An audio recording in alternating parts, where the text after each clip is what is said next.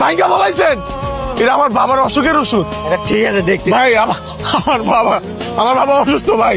আচ্ছা আপনার টাকা দিয়ে যেতে হবে। আচ্ছা মানে সর্ব মানে বলাই দিচ্ছেন সব। আই এম রিয়েলি সরি, আপনার সব ওষুধ আমরা নষ্ট করেছি। আপনি কোনো টেনশন করবেন না, আমি আপনাকে সব ওষুধ কিনে দিব। মানে আমি জানি না আমি কই হারাই ফেলছি ফোনটা। এখন কই আছে ফোনটা? ও আমি আমি আপনাকে ওষুধ কিনে দিলাম।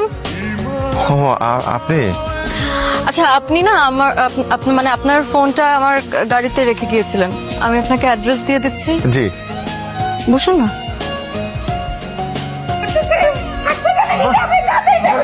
আম্মা হাসপাতালে যে নিমা টাকা আছে 3 লক্ষ টাকা ম্যাডাম।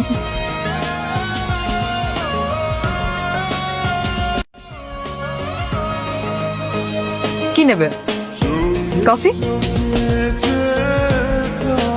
এক্সকিউজ মি, আপাতত একটা ক্যাপুচিনো অর্ডার করছি।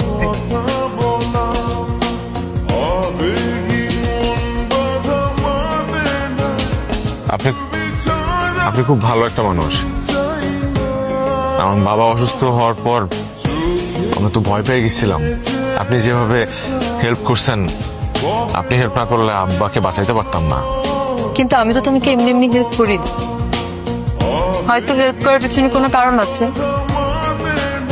এর বিনিময়ে আমি যদি তোমার কাছে কিছু চাই, will you give it to me?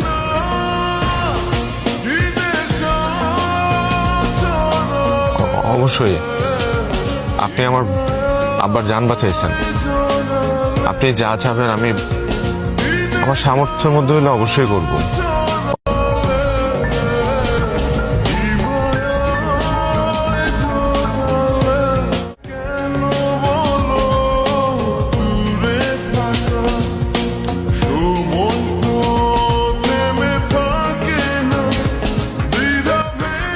Aunty এটা আপনার জন্য, আই হোপ আপনার পছন্দ হবে।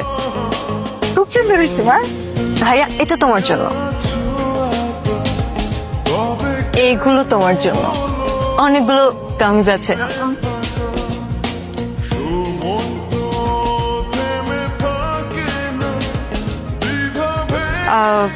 এটা তোমার জন্য। Thank you. এটা রাখো। তুমি আমাকে ভালোবাসো তো?